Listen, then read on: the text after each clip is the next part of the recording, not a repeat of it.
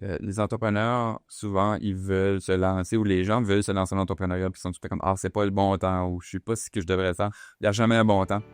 Entre nous autres, c'est un balado qui met en lumière le monde des affaires d'ici, au Nouveau-Brunswick, à travers des parcours authentiques et des personnes engagées qui font avancer nos communautés au quotidien.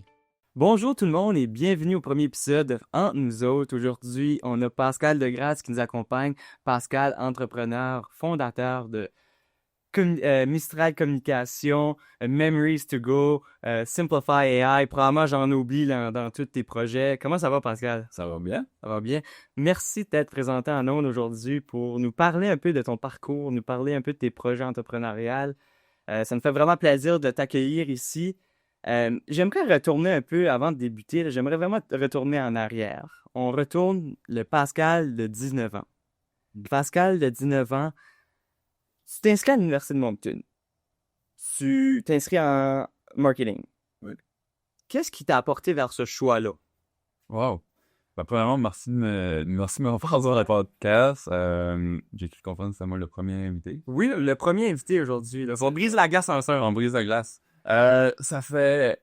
Pour revenir à ta question, ça oui. J'ai commencé l'université un peu comme tous les jeunes, je pense, un peu comme perdu beaucoup de questions. Moi, mon principal intérêt, c'est que je voulais être policier. C'est quand j'ai gradué en polyvalente, je voulais aller à Dépôt, j'ai débuté les premières étapes du processus de recrutement.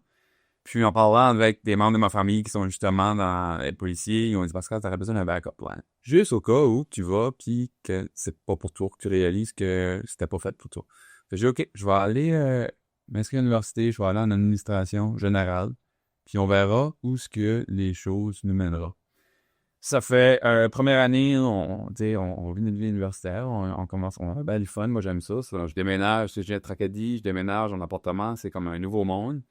Dès ma deuxième année, je dirais que c'est là que les choses ont vraiment tout changé. Parce que durant ma deuxième année d'université, c'est là que j'ai découvert le four de Mme Vivi Coffey, qui enseignait en entrepreneuriat. Okay. Écoute, elle m'a enseigné aussi, juste pour Ouais, OK. que Vivi a eu un impact sur plusieurs parcours. Oui, puis, tu sais, le cours d'entrepreneuriat, à cette heure que je sais c'est quoi, ce que c'est l'entrepreneur, un entrepreneur, tu sais, comme je m'ai inscrit à ça vraiment juste parce que, regarde, c'est un choix de cours. C'était même pas offert pour les deuxièmes années. Je pense que c'était les 3 puis les 4. Puis on a comme dit, hey, on a un trou dans notre horaire, on aimerait avoir ce cours-là. Je dis on parce que j'avais un de mes bons chums, Daniel. On s'est rencontrés durant la première année d'université. On a dit, pourquoi est-ce qu'on prend pas ce cours-là pour le fun? Puis c'est là qui était comme la décision qui a tout changé. Ça fait, on a eu à faire comme projet final un plat à faire. Ouais. Puis, quand ce que moi, on a fini notre parcours, comme l'université a terminé en juin, en mai. Puis là, je me suis dit, ben, ça me tente pas de retourner à Tracadie pour l'été, tu sais. Puis là, j'ai encore Daniel, j'en ai un gros plan d'affaires. Si t'es sérieux, moi, je suis sérieux. Puis, pourquoi est-ce qu'on s'essaye pas? Fait comme tout jeune, tu sais, un peu innocent, on décide d'amener notre plan d'affaires à la banque, puis on essaye d'obtenir du financement. Puis, quand on a présenté ça, notre banquier, une couple de jours après, il nous fait venir à la banque, puis il juste rit. Puis là, j'étais qu'est-ce qui se passe? Puis il dit, votre plan d'affaires, il montre que vous faites pas d'argent. Mais il dit, c'est la première fois que je vois ça, mais je dis, écoute, moi je suis honnête, on va pas faire d'argent la première année, il faut acheter de l'équipement, un peu de ça. Il dit, je vous donne l'argent, pas parce que je crois dans le projet, mais je crois dans vous autres. Je sais que vous allez faire de quoi avec ceci. C'est incroyable. Donc, tu pars justement d'un projet scolaire à quelque chose de plus concret. Ouais. Toi, quand tu te lancé là-dedans, dans le projet scolaire, tu te dis que c'était pour un projet. Est-ce que tu avais l'intention de faire ça comme un projet entrepreneurial ou tu t'es juste dit, ah ben, je vais le faire pour mon cours, puis c'est ça que c'est fini. Pourquoi? Qu'est-ce qui t'a amené à vouloir vraiment continuer dans ce volet-là? Vraiment, non. J'avais pas l'intention de me lancer vraiment en affaires. Tu sais, j'avais jamais, tu sais, j'ai travaillé au Canadian Tire, puis bon, tu sais, c'était mes premiers emplois. J'ai tout le temps été quelqu'un qui se pousse au bout. Tu sais, comme je travaille fort, puis c'est en faisant le cours, en apprenant c'était quoi l'entrepreneuriat, j'étais comme, c'est quoi, c'est un sujet que j'ai jamais vraiment, je me suis jamais arrêté pour voir si que je pourrais poursuivre dans cette direction-là. Fait non, pour répondre à ta question, je pensais vraiment pas. Moi, je me donnais encore mon 100% dans le plan d'affaires. Tu sais, le plan d'affaires, 80 ou 90 pages. Puis, c'est après, quand on a reçu l'argent, que là, j'étais comme, wow, C'est réel. OK, there's no turning back. Là. Quand on reste dans ce concept-là, puis, ouais. Puis j'allais justement en début de podcast te dire, est-ce que ton rêve de GRC existe toujours ou c'est fini ce rêve de GRC-là parce que le podcast aurait complètement changé de trajectoire si ça aurait encore existé. Mais si je comprends bien, t'es bien satisfait de cette décision-là d'avoir été en marketing. Là. Ouais, non, puis je suis vraiment satisfait. Écoute, je fais encore du bénévole, tu sais, je suis capable de combler ce manque-là, tu sais, comme le désir d'aider les gens, puis tout ça. Mais c'est un rêve qui existe encore, mais tu sais, c'est en arrière, tu sais, Ah, vraiment? peut-être dans plusieurs années, je sais pas. Un plan de retraite? Un plan de retraite. Un plan de retraite. Puis là, Pascal, j'aime toujours débuter de vraiment la base. On y va pas dans ton enfance. Je veux pas découvrir tous les beaux projets que tu avais dans ton enfance. J'imagine, comme jeune excité, tu n'avais beaucoup. 19 ans, tu es à l'université, tu t'es inscrit. Le projet que tu nous parles tout à l'heure, c'est Memories to Go. Oui. On se le cacherait pas. Memories to Go, qui est quand même connu communautairement. Plusieurs personnes ont fait affaire avec Memories to Go, même au courant des 10 dernières années. Ça a été fondé en 2012, je ne me trompe pas. Ouais. Donc, toi, tu as lancé ça avec un collègue. Oui. Puis, le collègue, en quelque sorte, était partant avec toi de se lancer. J'étais curieux de savoir comment ça a été cette relation-là d'affaires. Parce que lancer en affaires avec un collègue, c'est pas autant simple parfois de se lancer en affaires avec soi-même, que on a une vision et on connaît notre propre vision. On ne connaît peut-être pas la vision de notre collègue. Parle-moi un peu de cette relation d'affaires avec un ami. Oui. Écoute, ça a vraiment testé notre relation. On dit tout le temps, puis tu sais, on a grandi à travers de ça. On avait la même vision. On voulait aller dans la même direction, puis on avait tous les deux, on était comme au même niveau. On n'avait pas plus d'expérience que ça. On n'a jamais été sur le marché du travail en tant qu'entrepreneur. Fait que quand on a débuté, on a vu, OK, si qu'on est pour tous les deux, c'est prendre un salaire, puis vivre de ça, c'est on peut pas vendre nos photos $2 comme que notre plan d'affaires le disait. Il a fallu adapter notre modèle d'affaires pour justement être profitable. On a quand même continué Memories to Go pendant plusieurs années avant que justement on a vu que les visions changeaient. Puis j'ai réacheté les parts de Daniel après quelques années. Tout simplement parce que des fois, on n'a pas tout le temps la même tolérance au risque. Tu sais, un entrepreneur, je dis tout le temps, il y a des gens qui disent « Ah, c'est la belle vie, l'argent est là », mais de l'autre côté, moi, je me considère comme un workaholic. J'ai tout le temps l'âge de travail. Je vais travailler plus fort pour moi que quelqu'un qui va faire 37,5 heures. Fait vraiment, tu travailles tout le temps. Ton cerveau, il s'éteint pas. Faut que tout le temps, tu trouves des solutions. Puis, il y a l'incertitude, tu sais, comme, on va-tu faire un mois profitable, on va-tu faire des ventes, pas de ventes. C'est pas pour tout le monde. Okay. Fait faut que tu sois, t'aies moins peur de prendre des risques que certaines d'autres personnes. Puis après toutes ces années-là, j'ai découvert que c'est pas tout le monde qui est fait pour être entrepreneur. Tu sais, il y a des gens qui vont se lancer en affaires. Je donne un exemple, t'es un chef, t'aimes vraiment cuisiner, puis tu dis « Hey, je m'ouvre mon resto ». Ça veut pas dire que t'es fait pour être un entrepreneur. T'es un bon chef, t'es un bon cuisinier, mais l'entrepreneur, il gère beaucoup plus que ça. Puis le but à la fin de la journée, c'est que ton entreprise est capable de fonctionner sans que toi, tu sois là.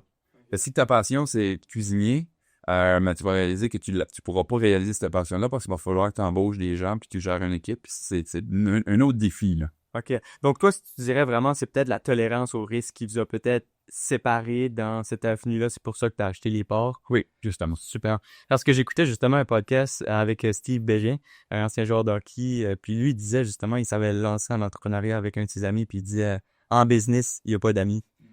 Puis c'est ça, il y a eu vraiment un discuté. Puis toi, j'imagine, c'est pas le même cas. J'imagine ça a bien fini quand même. Mais si tu avais à te lancer à nouveau, par exemple, dans un business similaire, est-ce que tu le ferais tout seul ou tu le ferais... Tu sais, par exemple, moi, je suis un jeune entrepreneur. Est-ce que tu me partagerais de te lancer tout seul ou de te lancer avec quelqu'un d'autre? Très bonne question. Ma perception a un peu changé. Okay. Tu sais, au courant des années, j'ai réalisé que souvent, tu portes beaucoup de pression seul. Des fois, tu cherches des gens pour partager des idées. En affaires, tu as besoin d'un visionnaire et d'un intégrateur. Moi, je suis 100% visionnaire. L'intégrateur, dans moi, là, il est pas tout le temps là. Qui fait ça, c'est le gars qui met des processus en place, des systèmes. On s'entend que tu es capable d'amener ton entreprise à un certain niveau quand c'est toi qui fais tout. Ouais. pour scaler, tu as besoin des systèmes. Fait tout de suite, moi, je dirais si que j'aurais le choix d'avoir un partenaire d'affaires, ça serait de trouver un intégrateur qui a la même vision que moi, puis qui n'est pas un ami. Intéressant. Intéressant. Ouais, parce que, tu sais, moi, je dis c'est comme un mariage, puis souvent, si tu fais ça avec un ami, puis ça fonctionne plus en affaires, mais tu veux pas perdre cette relation-là. Exact. Donc, tu sais, pour répondre à la question, moi puis Daniel, on a encore des très bons amis, on se parle à chaque semaine. Mais c'est pas, tu sais, j'en ai eu d'autres, là, des projets, j'ai eu d'autres partenaires, puis c'est pas tout terminé comme ça. Donc, c'est important justement de connaître la personne avec qui tu veux faire affaire parce que, tu sais, ensemble, on peut aller so much loin, mais seul, tu peux aller so much loin, mais ensemble, tu peux aller encore vraiment plus loin. Puis, je pense que c'est entouré aussi de bonnes personnes. C'est pas nécessairement des partenaires d'affaires. Je vois des entrepreneurs, puis j'y regarde un peu aller, mais je vois vraiment que c'est leur entourage qui leur a propulsé vers un autre niveau. Donc, l'importance de choisir les bonnes personnes, justement, en affaires. Puis toi, de ton côté, te lancer Memories to Go, justement, aux études. Comment t'es arrivé, justement, au début, tu devais terminer tes études parce que c'était à ta deuxième année, tu as lancé Memories to Go. Comment t'es arrivé à gérer tes études puis l'entrepreneuriat? Vraiment, on a été chanceux parce que, tu sais, pour revenir à Memories to Go, comment est-ce qu'on l'a créé, nous, avec le financement, on a bâti notre première cabine photo. Puis, un coup qu'on a eu notre première cabine photo, mais toutes les parties universitaires, tous les événements qui avaient dans la région, ça nous a permis de, financer nos études. Ça fait, nous autres, on allait au party universitaire, mais on travaillait. On faisait de l'argent. On faisait de l'argent. Ouais, ça fait, je pense que c'était vraiment intéressant parce que, tu sais, les gens nous ont connus comme les Memories to Go guys. Yeah. On était tous les deux, moi puis Daniel, des workaholics, on étudiait, puis on faisait tous nos examens, mais on avait des professeurs qui étaient quand même très compréhensibles. Tu sais, on disait, oui, on va travailler jusqu'à 2 heures du matin, mais on n'est pas en train de parier, tu sais, on travaille, on a une business. Ça a été un défi, mais je suis fier que j'ai pu le faire pendant mes études, parce que, tu sais, c'est pas comme t'as, je sais pas, 40 ans, t'as une entreprise, ou tu veux débuter une entreprise, mais tu sais, t'as déjà des paiements, t'as une maison, t'as beaucoup de responsabilités. En étant aux études, tu sais, nous autres, le focus, c'était payer l'appartement, payer les études, puis l'extra, ça, on va aller mettre cet argent-là dans la compagnie, là. Ça fait... Puis le risque de pas reculer pendant les études, tu sais, t'as des études, est-ce que tu pourras te concentrer là-dessus? Est-ce que, tu sais, au niveau financement, tu sais, souvent aux études, on n'a pas nécessairement le financement nécessaire. Là, t'as eu un bon prêteur qui a cru en ta vision, en votre vision, en fait. Ça t'arrêtait pas? Non, je pense que c'est vraiment comme on était passionnés, on était dévoués, puis un coup qu'on a débuté, pour nous autres, c'était ça, la vision, on était comme 100% all-in, comme qu'on dirait. OK. Puis c'est-tu avec Memories to Go que tu t'es dit, ben, c'est l'entrepreneuriat que je vais faire dans ma vie? Ça a été quand peut-être le moment clé, tu dirais, ben, OK, je suis dans le bon programme et surtout, j'ai une bonne vocation, je sais qu'est-ce que je vais faire dans la vie. Ouais. C'est vraiment comme... Puis on a commencé Memories to Go pour la principale raison, c'est qu'on allait à des événements ponctuels sur place. OK. On était comme, il n'y a rien ici, il n'y a pas d'expérience. Les gens, un coup que l'événement est fini, ils n'en parlent plus. C'est là qu'on a débuté Memories to Go, puis là, on a vu que oui, on crée des expériences, les gens m'en parlaient, on avait du plaisir. Puis, pour moi, être capable de comme faire de quoi de différent, un changement, c'est vraiment là que j'ai réalisé, OK, le freedom que l'entrepreneuriat peut te donner, quand ça a goûté à ça, j'étais comme, wow, je me vois pas travailler pour personne là. Yeah. On avait une vision, on l'a créée, puis après ça, c'est comme, tu veux tout le temps créer quelque chose de plus. Fait, on a commencé avec un kiosque, un type d'expérience, puis là, on est rendu à comme une vingtaine d'expériences. Tu sais, un self-mirror, un video boot, on a plein d'expériences qu'on peut créer. Je pense que c'est vraiment intéressant parce qu'on peut personnaliser tout selon les désirs de nos clients. Ben, tu nous parlais un peu justement pour les personnes qui nous écoutent. On a parlé de Memories to Go un peu en long et en large. Peux-tu aller plus concrètement, c'est quoi Memories to Go? Puis tu as mentionné un photo boot, mais vraiment, qu'est-ce que c'est de plus? Vraiment, on est comme une agence qui est spécialisée en expérience photo-vidéo. Tout ce qu'on fait est partageable sur les médias sociaux. On travaille avec des organisateurs d'événements, des clients corporatifs qui organisent des événements ou des activations marketing qui veulent justement connecter avec leur public dans la salle. On les fait vivre des expériences uniques. Puis c'est partageable, puis de l'autre côté, le client est capable de collecter de l'information sur leur clientèle. Donc, on peut faire des sondages, on peut faire des scratch and win. Donc, on peut vraiment amener l'expérience exactement au prochain niveau. Là. Incroyable, incroyable. Puis là, Pascal, entrepreneur, toujours à la recherche de nouveaux défis. Tu continues toujours avec Memories to Go, je comprends bien. Tu as aussi créé Mistral Communication. J'ai pas créé Mistral. Mistral, ça existait, il y avait déjà plusieurs années. Écoute, on en parlait dans nos cours universitaires, tu sais, en marketing, on regardait c'est quoi les compagnies, où est-ce que tu vas aller travailler plus tard. Moi, je tiens à dire, tu sais, comme Memories to Go, c'était pour moi, oui, j'allais graduer avec un diplôme à l'Université de Moncton en marketing, mais j'étais très satisfait avec Memories to Go. Je regardais pas ailleurs. Non. C'est vraiment quand ce que COVID a frappé. OK. Quand ce COVID a frappé, tu sais, moi, je venais d'avoir un petit garçon, on venait de déménager dans une autre maison, puis là, j'ai dit à ma conjointe, je suis comme, qu'est-ce qui se passe? Comme le monde événementiel du jour au lendemain, tu sais, t'aurais jamais pensé à ça. Ça fait là, j'étais comme, j'ai frappé vraiment comme un moment plus bas, puis j'étais comme, j'ai pas le choix de me réinventer ou aller me chercher une job. Fait comme tout autre entrepreneur qui aime beaucoup résoudre des problèmes, mais j'ai créé une autre entreprise qui s'appelait My Property Tour. Cette compagnie, vraiment, le problème qu'on est en mesure de résoudre, c'est qu'il y a beaucoup d'agents immobiliers qui me contactaient parce qu'on donne dans la famille. C'est comme Pascal, on est plus en mesure de faire des tours, des visites dans les maisons à cause de COVID. Fait que je me suis dit, OK, ce problème-là est partout à travers le Canada, c'est pas juste régional. Fait que je me suis équipé avec la technologie pour faire la numérisation 3D des propriétés. J'ai commencé à faire des packages, j'allais numériser ta maison, on allait faire un plan avec toutes les dimensions de toutes les pièces, on allait prendre des photos, on allait faire une vidéo, bâtir un site web, puis permettre aux gens de vendre les propriétés direct comme ça, en visitant les maisons virtuellement.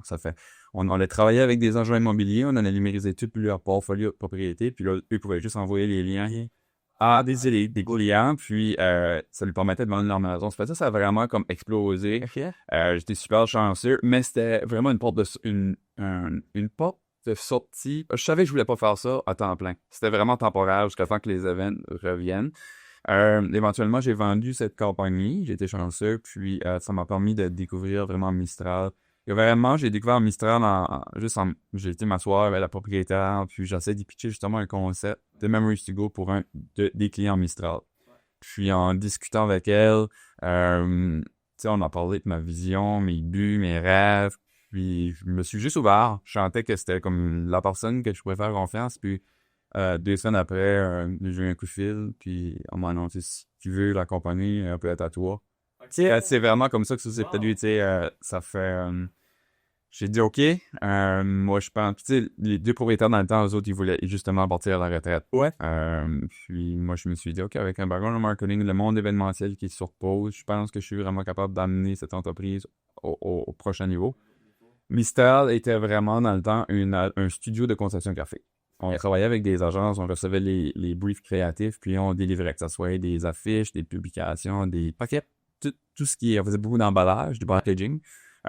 Puis c'est ça, je me suis dit, OK, on est capable, moi je vais être capable d'amener ça au prochain niveau, puis offrir comme une expérience complète. Les gens vont pouvoir venir nous voir, vont pouvoir les accompagner dans les besoins en conception graphique, dans les besoins en marketing, dans leurs besoins de stratégie de croissance, puis... quand c'est pour faire vivre une expérience de marque, mais j'ai Memories to Go. J'ai vu ça comme un moyen de faire une intégration verticale.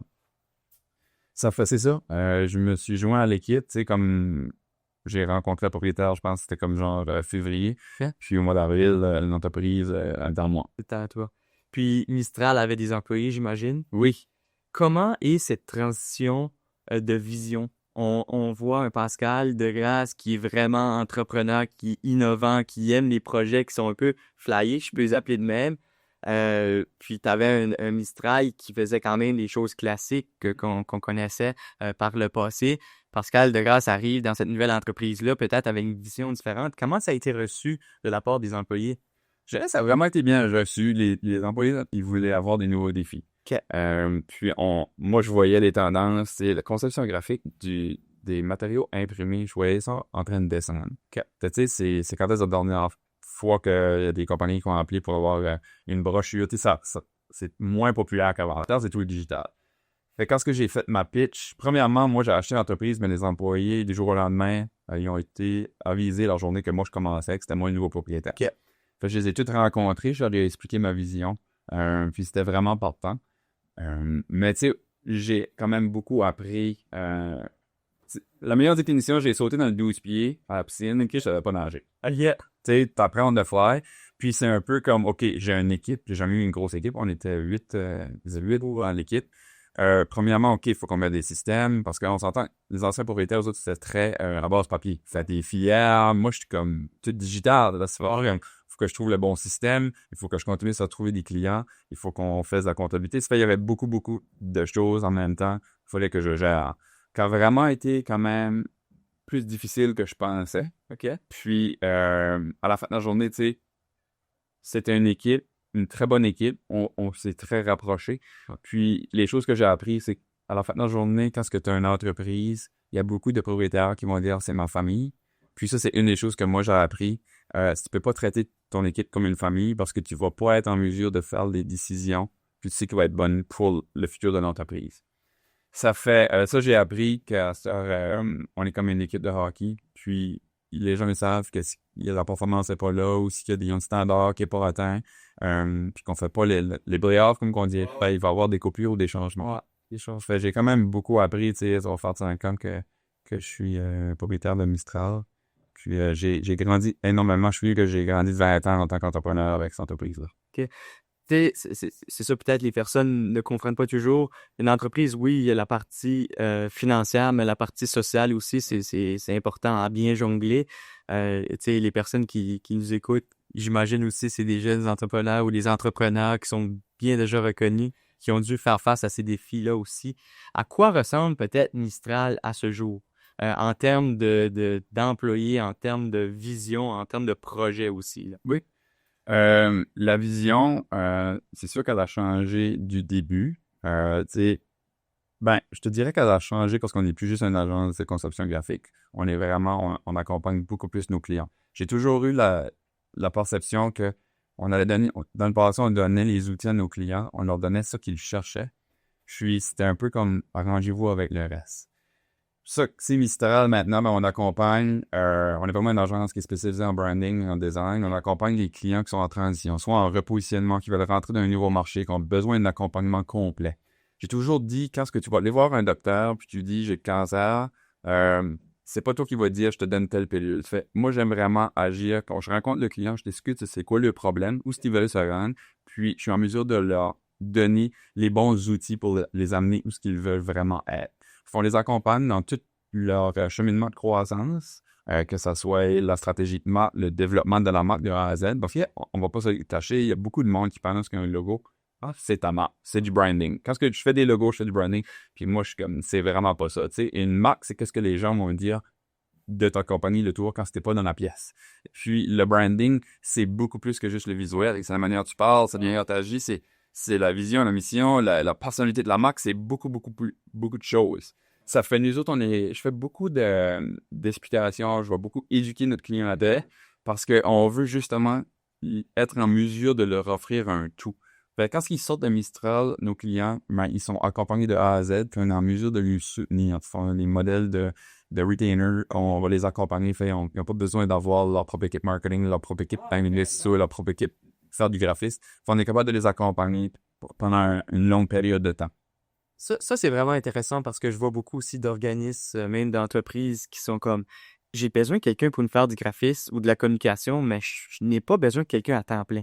Et c'est peut-être ça qui manque justement, c'est cette idée d'avoir quelqu'un qui peut faire justement pour répondre aux besoins à quelques temps partiels et non avoir à embaucher quelqu'un à temps plein. Donc, Mistral vient justement combler cette partie-là.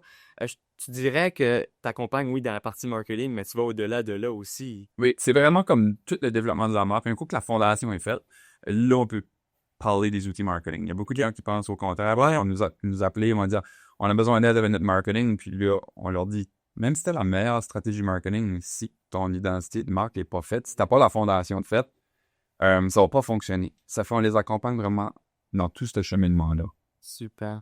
Super. Puis là, quand je t'ai présenté au début, Pascal, je t'ai présenté avec 3 entreprises, il y en a peut-être 4. Il y en avait 4 là-dedans que tu as vendu. Donc, plein de projets. J'avais hâte de tourner cette page ici pour regarder et parler de la transition vers l'intelligence artificielle. Je pense que c'est important en 2025. Peut-être que les auditeurs qui nous écoutent vont se retrouver là-dedans. C'est quelque chose qui te touche. Oui, je ne me trompe pas. Tu as créé Simplify AI. Oui. D'où est venue cette idée, ce besoin chez toi de créer Simplify AI?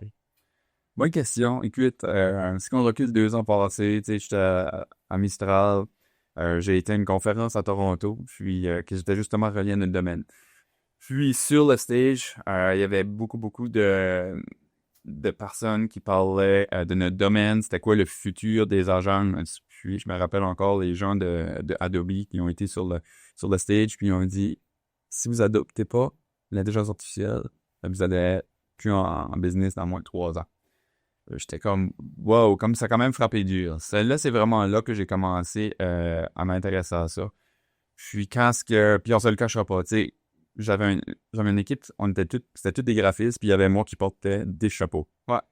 Puis là, quand j'ai commencé à naviguer dans l'intelligence artificielle, puis j'ai vu que j'étais capable d'avoir des agents qui allaient m'aider à faire des filtres. Puis, par exemple, un client qui demande de l'information sur notre compagnie, ben, ils vont remplir une formule, ils mettent leur site web, puis là, ça me sort toute l'information sur la compagnie, c'est quoi les awards qu'ils ont gagnés, c'était capable de m'aider beaucoup dans me préparer pour une rencontre avec le client. Même chose pour quand on a des appels d'offres, les fameux appels d'offres qui prennent 30-35 heures à remplir, mais j'avais développé un système qui était capable de faire la recherche puis m'aider parce que le copilote savait tout sur mon entreprise, puis était capable de rédiger les appels d'offres beaucoup plus rapidement en utilisant mon langage. J'étais comme, wow, c'est moi.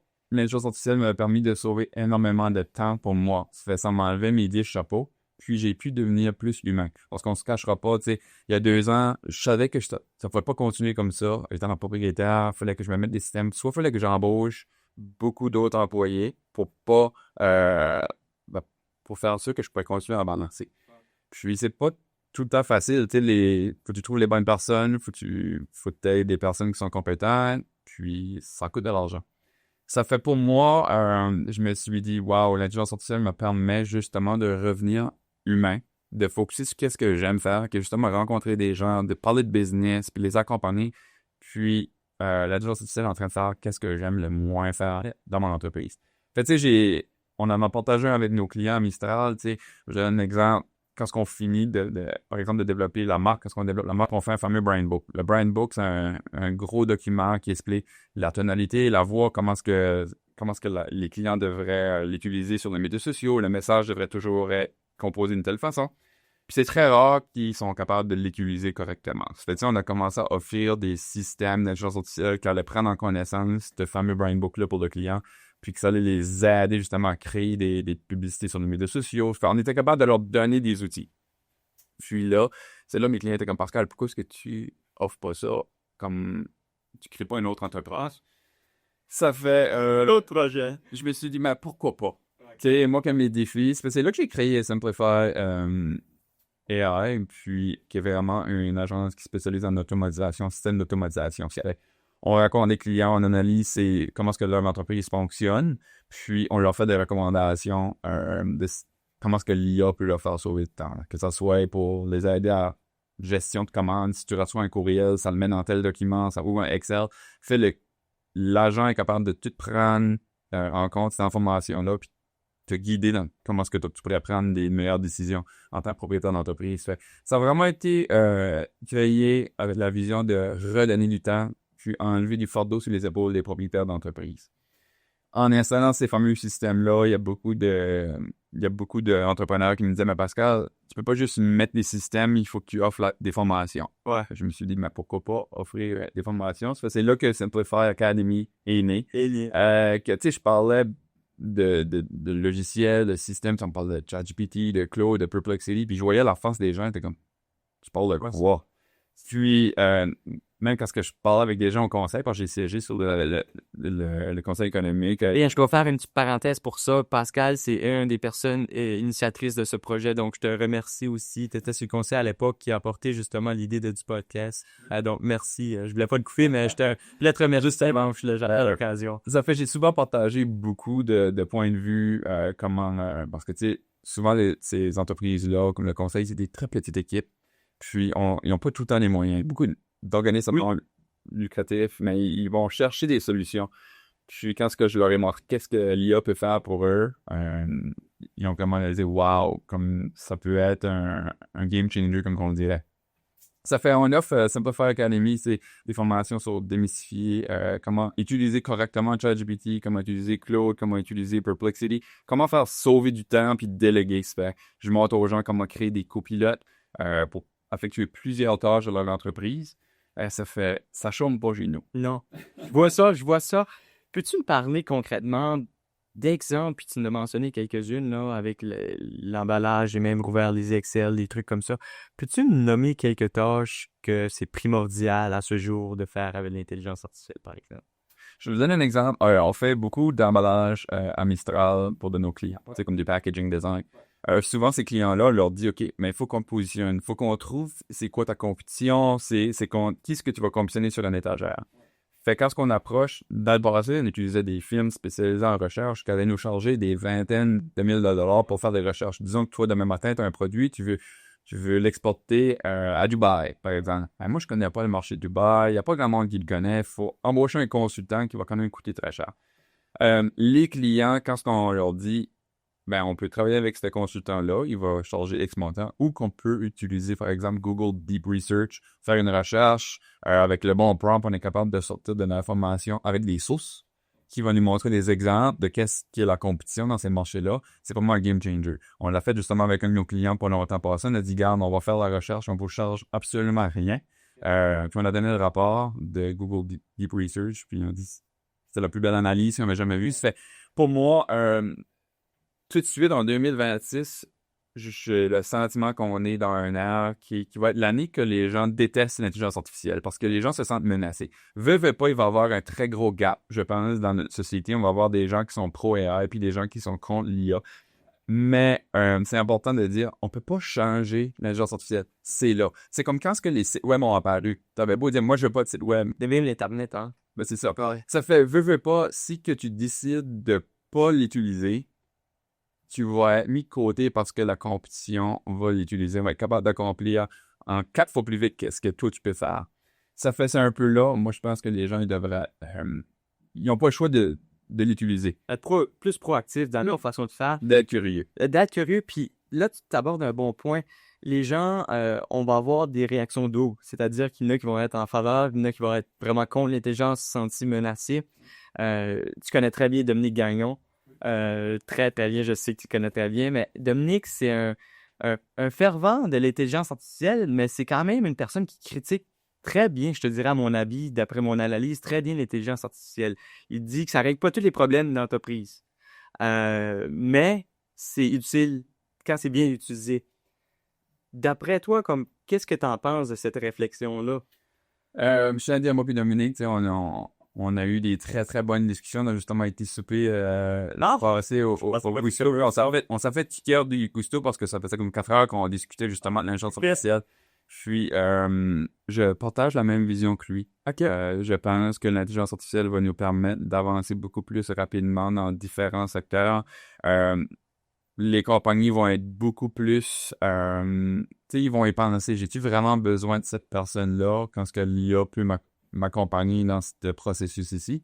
Mais je partage la même vision que lui de ma perspective sur l'intelligence artificielle. OK. Lui qui est quand même, c'est ça, il apporte des bons points critiques de l'intelligence artificielle parce qu'on pense maintenant, des forts adopteurs de l'intelligence artificielle pensent que ça peut tout régler des problèmes. Quand tu as un problème de vision à base de l'entreprise, à mon avis, je pense pas que l'intelligence artificielle peut venir peut-être interférer ou améliorer cette partie-là. Donc, c'est vraiment la bonne utilisation. Puis comment tu définirais-tu, toi, la bonne utilisation de l'intelligence artificielle? C'est une bonne question. Écoute, l'intelligence artificielle, il faut pas se le cacher. Dans la manière que ça fonctionne, moi, j'ai tout le temps dans mes formations, pense que tu rentres dans une bibliothèque qui a plein de livres. Tu comprends vraiment tous les sujets. Ils ont tous lu tous les livres qui est là. Puis quand tu leur fais une requête, il va savoir dans quel livre aller chercher de l'information. Ça fait en gros, ils vont prendre de l'information qui existe déjà en ligne. Par exemple, je lui ai demandé l'autre jour c'était quoi la définition de branding. Okay? Puis on va pas se le cacher. Sur l'Internet, il y en a plein de définitions. Puis il y a beaucoup de définitions qui disent que le branding, c'est juste une identité visuelle, c'est juste le visuel, c'est un logo. Puis je lui ai fait le test. Puis il m'a sorti une définition très similaire à ça. Yeah. Puis quand j'ai fait une autre requête, j'ai dit, es-tu certain? Moi, je pensais que c'était ça. Puis il m'a dit, oui, t'as raison, ça pourrait être ça. Je pense que les gens, ils doivent quand même faire leur recherche. L'intelligence artificielle ça peut être très convaincant. Ça peut sembler super vrai que ce que ça va te donner, mais c'est pas tout le temps. Puis il y a des gens, je pense, qui vont utiliser ça, copier-coller, ils vont le donner. Et que là, tu vas être capable de dire, ça que j'ai mis dans ce rapport-là, c'est moi qui va être pointé du doigt. Tu sais, il faut qu'on utilise notre jugement quand même, parce que l'intelligence artificielle va prendre puis va donner l'information qui est sur le web. Ouais. Là, probablement, les personnes qui nous écoutent, c'est des petites moyennes entreprises, des jeunes entrepreneurs aspirants. On sait que l'intelligence, je suis vraiment pour l'intelligence artificielle, je l'utilise régulièrement aussi pour sauver du temps. Mais on sait que l'intelligence artificielle, ça coûte cher. On n'est pas Google, on n'est pas Meta, on n'est pas... Comment tu dirais, tu sais, au Nouveau-Brunswick, probablement, il y a environ 21 000, si je ne me trompe pas, PME. En 2023, il y a probablement plus de petites et moyennes entreprises maintenant qui n'ont pas nécessairement les ressources, le financement pour adopter l'intelligence artificielle. Qu'est-ce que tu conseillerais peut-être à ces entreprises? Tu sais, comme que tu as dit, il y a beaucoup, puis on travaille beaucoup avec des organismes à but non lucratif également. OK. Puis justement, c'est un des défis. Puis cette personne-là va porter 30, il va porter 10 chapeaux, puis ils ont souvent pas de financement, puis ça coupe des coûts. Mais quand on leur montre avec un ChatGPT qui est quoi, 30 $, 35 $ par mois, qu'est-ce qu'ils sont capables de faire? Ils n'ont quasiment pas le choix de commencer à l'utiliser. Ça fait justement, il y a un client qui nous a dit, Pascal, je cherche quelqu'un pour m'aider les publications sur les médias sociaux, puis on peut pas les trouver, puis on a été capable de créer un copilote, un custom GPT dans ChatGPT qui connaît absolument tout sur l'entreprise. Ça lui fait un résumé pour ses médias sociaux, mais à la fin de la journée, il va le réviser, il va adapter, mais il est en mesure de sauver énormément de temps, puis il n'y a plus besoin de se stresser, ce propriétaire de PME-là ou d'organisme à but non lucratif parce qu'il est capable d'accomplir plusieurs des tâches qu'avant aurait nécessité l'embauche d'employés ou l'embauche de consultants spéciaux dans ces domaines-là. Là. Ou prendre extrêmement beaucoup de temps. On voit des organismes qui, des personnes qui travaillent des 60-70 heures quand même pourraient mettre avec l'intelligence. Moi, je suis pas frianteur. Pour moi, le gros changement, c'est quand ce que je me suis aperçu, tu sais, puis on va se dire, un entrepreneur, tu travailles pas juste 35, 40 heures. Tu travailles non-stop tout le temps. Les soirs, les week-ends, t'as ton téléphone, On t'aimerait répondre, oui, tu fais des il y a un moment que tu es capable de, par exemple, tu sets un agent qui est capable de, par exemple, moi, j'ai seté un agent qui a lu 330 mais dans le courriel. Puis, quand on a une demande, il est capable de rédiger le draft du courriel. Fait moi, le lundi matin, quand j'arrive au bureau, je vais lire les drafts parce que je veux pas que ça soit envoyé automatique. Je veux quand même avoir une touche humaine dedans. Mais ça me souffre énormément de temps. Fait, l'agent, lui, il va regarder mon calendrier. Oui, Pascal est disponible pour tel événement. Oui, OK, non, il va rédiger le courriel. C'est un draft. Moi, je le regarde. Puis après ça, je peux l'envoyer. Fait, ça te permet de sauver beaucoup de temps. Comme là, je suis ici présentement, mais je sais que les courriels sont en train d'être lits. Moi, après la rencontre, je vais juste aller regarder c'est quoi les drafts, ça fait du sens, où on est bon, parfait. Mon agenda est en train de se faire booker des rencontres parce que j'utilise un outil qui contrôle mon agenda au complet. Fait tu sais, pour un entrepreneur qui a ADHD, ça aide énormément parce que souvent, on n'est pas en mesure de OK, c'est une priorité, c'est urgent, ça peut être repoussé, mais j'ai été en mesure de donner des outils puis trainer un agent qui prend contrôle mon agenda. Puis ici, si un client dit c'est une rencontre urgente, ils vont déplacer une rencontre qui n'est pas urgente. Puis ça va tout être géré dans mon calendrier automatiquement sans que j'ai besoin de rien faire. Fait pour moi, ça a été un game changer pour any entrepreneur, un coup qui sont capables de voir qu'est-ce que ça peut faire. Ils sont souvent, tu sais, comme ils sont super contents. Puis ma grosse philosophie, moi, je vais pas intégrer l'intelligence artificielle dans les entreprises pour que ça coupe des postes. Moi, j'ai pour dire, tu sais, j'ai rencontré un entrepreneur l'autre jour, il faisait du data entry pendant 30 heures semaine. Ce gars-là déteste sa vie. Puis, quand j'ai parlé à son patron, j'ai dit, il y a un système qui peut faire exactement qu'est-ce qu'il fait. Puis cette personne-là, tu devrais le mettre dans un autre rôle. Ouais. C'est ça qu'ils sont en train d'envisager. Fait cette personne-là va pas perdre son emploi. Ils vont juste le transitionner dans un autre emploi. Puis, moi, ça que je dis, tu sais, comme quand il y a une grosse vague qui arrive, tu peux essayer de te cacher, tu vas te faire prendre dedans, mais apprends à surfer. Je suis en train d'apprendre aux entrepreneurs à surfer cette vague-là parce que l'IA, elle est là, puis ça va pas décoller. Non. Puis justement, tu sais, je pense que c'est important de le mentionner, ça modifie les postes, ça n'enlève pas nécessairement les postes parce qu'une des critiques que l'on voit beaucoup, justement, c'est que ben là, tout le monde est en train de perdre leur job en cause de l'IA, mais c'est pas le cas. Ben, oui et non. Oui. Tu sais, il va y avoir un gap. Pas, ça va affecter beaucoup d'emplois. Tu sais, je prends juste une génération des baby boomers, les gens de 60 ans et plus. Il y en a beaucoup qui vont dire, moi, je veux rien savoir de ça, je donne ma démission. Tu sais, on le voit déjà. Mais on voit les grosses organisations, tu sais, le gouvernement, ils ont installé Copilot, ils ont été en mesure de donner toute l'information à Copilot, se faire se taire au lieu de demander à 5 personnes pour l'info, tu demandes à l'IA a l'info sur l'entreprise, ça va permettre aux gens d'accomplir beaucoup plus vite. Ouais. Moi, j'ai pour te dire, c'est encore toi qui deviens le contrôle. Fait, c'est toi qui vas dire à l'IA qu'est-ce que tu veux, mais tout le travail qui doit être fait dans le background, c'est l'IA qui va être... le futur, pour moi, ça va être l'IA qui va le faire. Important de se réinventer, peu importe à quel niveau. Puis justement, une dernière petite question peut-être sur l'intelligence artificielle. Là, toi, tu l'utilises régulièrement. Chaque jour, en fait, c'est en train de travailler pour toi, l'intelligence artificielle, alors qu'on part. Ça serait quoi la première tâche que toute entreprise devrait faire avec l'intelligence artificielle?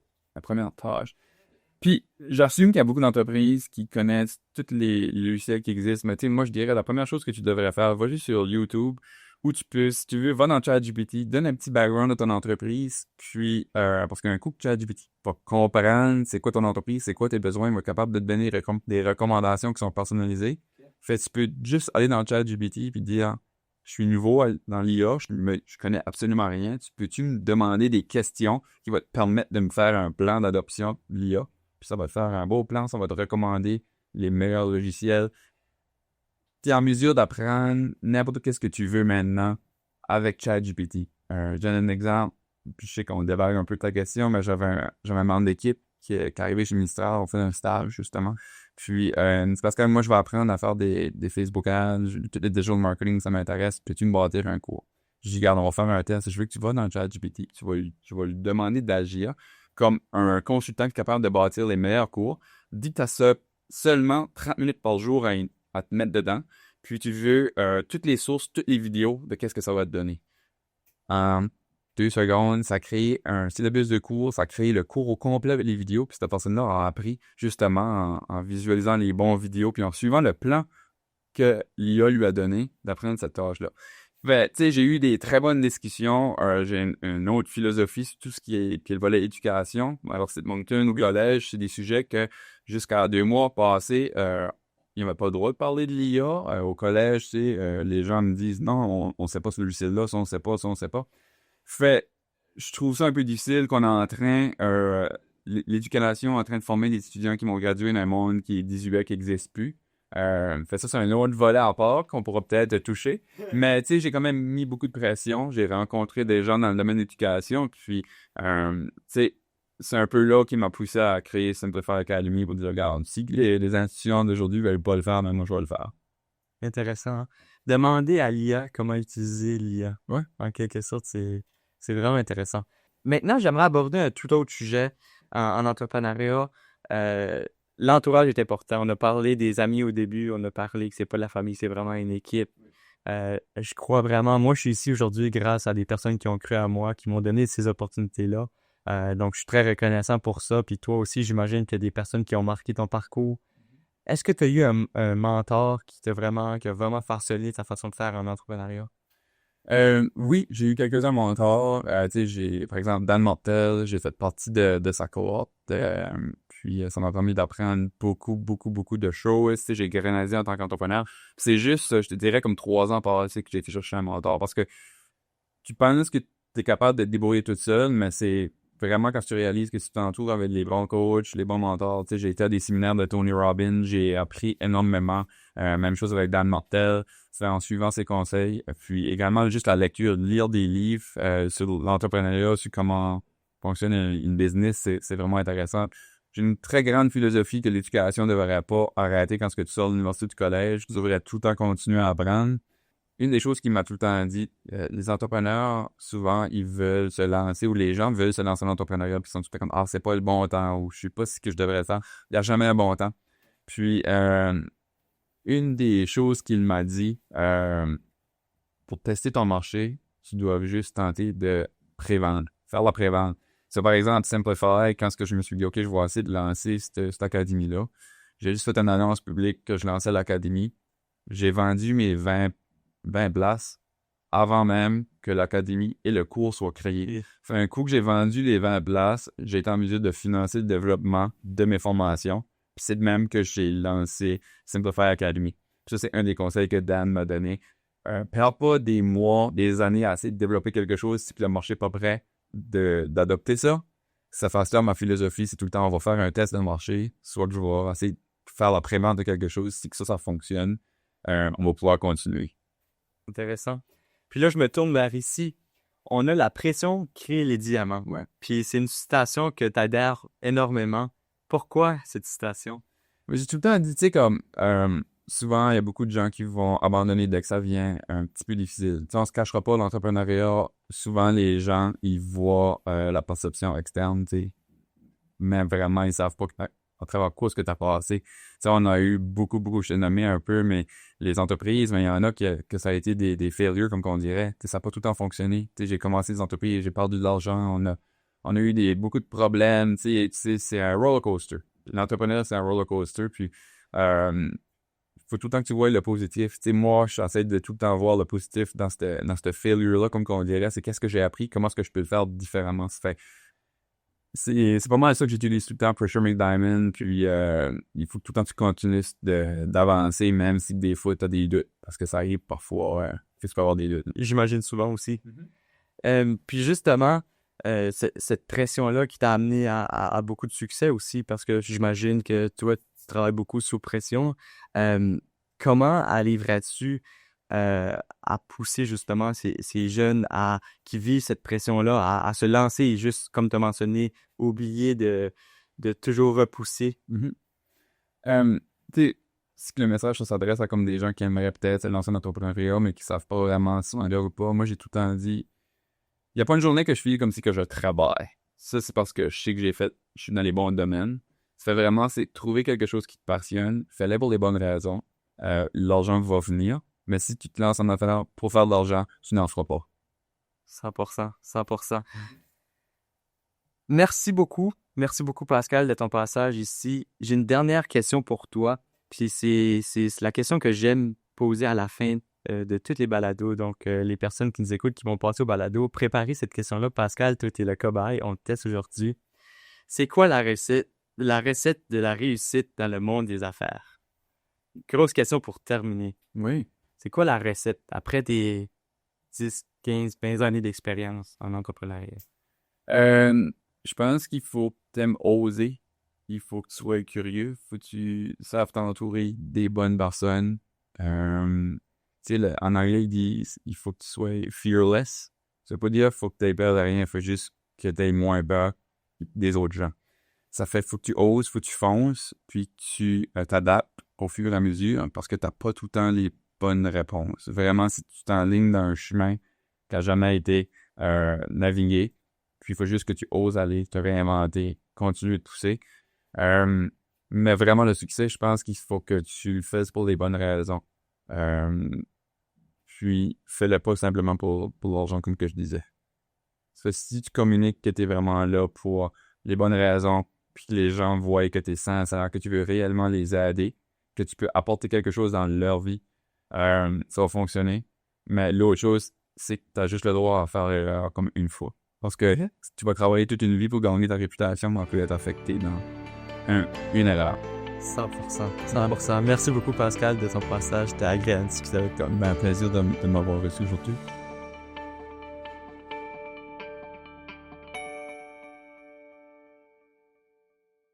Une production de Podcast NB.